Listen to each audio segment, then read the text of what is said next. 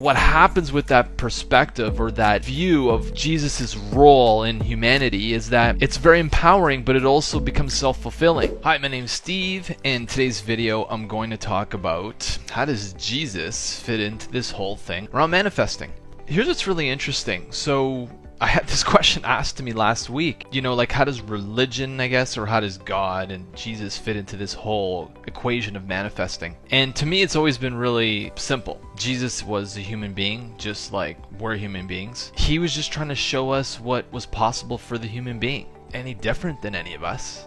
He was just trying to show us what was possible. See, the thing is that a lot of the faculties, physical and non-physical, that we have in our bodies, pineal gland being one, the heart being another, because there's a physical and a non-physical aspect to every biological part of the human body. Like the heart has a human heart, but then there's an energetic heart chakra. So it's like there's energy and then there's the physical manifestation of that energy, right? And the pineal gland's the same thing. And so he was just trying to show us what was possible, what we could do with this body. I just had someone post last week. She read my book, had watched the 7-day manifestation experiment before, said I attracted $1,200 within a week from 3 different sources. What was interesting is my wife said, "Do you think that's real? Do you think that she really did that?" And I said, "Yeah, because it's believable to her." Right? For someone else it's going to be 500,000, for other people it's going to be $5. It's whatever believable to you. And so my perspective, I'm not saying this is how it is. My perspective only, how this Jesus was doing is he was trying to be an example. He was healing people, but he was also like, you can do the same. He was creating prosperity, but he was doing it saying you can do the same thing. And that's kind of what my book's really about. It's like you can create these things and I give you kind of like a map or an outline how to do that at a deeper level. And I think once people understand their creative faculties and the creative aspects that they have in the human body, and you acknowledge yourself as the creator, then you realize, well, yeah, I am just a co-creator or a piece of God doing the same thing that Jesus did. So that's just my perspective. It doesn't mean that's the way it is. It's an empowering perspective. What happens with that perspective or that view of Jesus's role in humanity is that it's very empowering, but it also becomes self-fulfilling. Because if you believe you're the creator, then you start to create things. There's no negative aspect to it.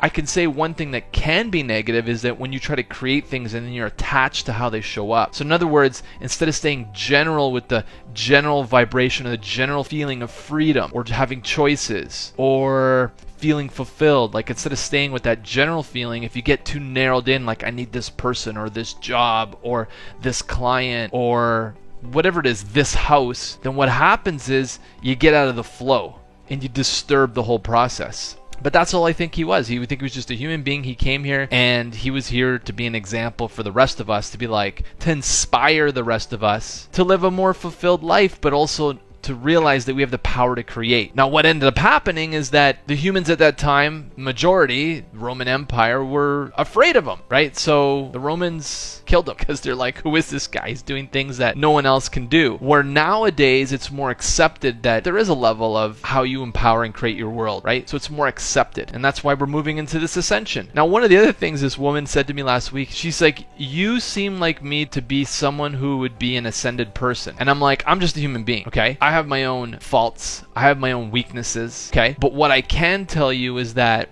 the difference between living an ordinary life and living an ascended master like someone like Jesus is that polarities cease to exist. And what I mean by that is that, let's say that right now you've got a life where you have coworkers, they trigger you, you feel a strong negative emotion, and then that overcomes you. In the ascended human, those emotions will come up, you let them go very quickly, and you're back at a state of, we'll say, neutrality. You're at a state of peace. You're at a state of well-being, all is well. And that's not an easy thing to do. It took me years of practice to get to the state where like something will trigger and then I just notice it and I observe it and then I'm like, oh, okay. And then it dissipates and then it goes away, right? That's the state of oneness, connectedness. All things are connected. And there's no polarity. In other words, there's no really strong negative emotion and then another strong positive emotion.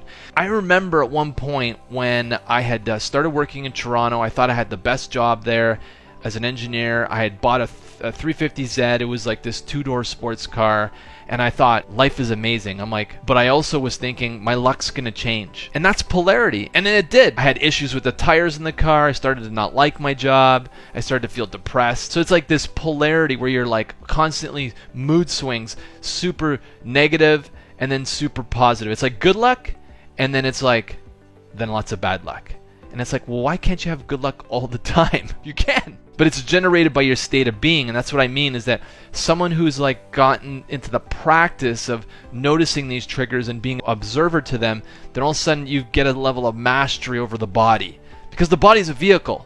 You're just like, you've dropped in, you're playing in this game called life on this planet called Earth, and you're just hanging out. And then what happens is things get triggered and you realize, okay, I gotta learn how to play with this body. And the better you get at playing with the body, it's an avatar, right? This is a game. The better you get at playing with it, the better you get at controlling it, the more someone outside you say, oh, you seem to be like an ascended person. I'm like, no, I'm just a human being. Trust me, there's nothing special that I got. I had to learn and get experiences to get to a place where I was like, okay, now I got a sense of peace. Like something drastic can happen on the other side or on the outside, and I can feel a great sense of peace.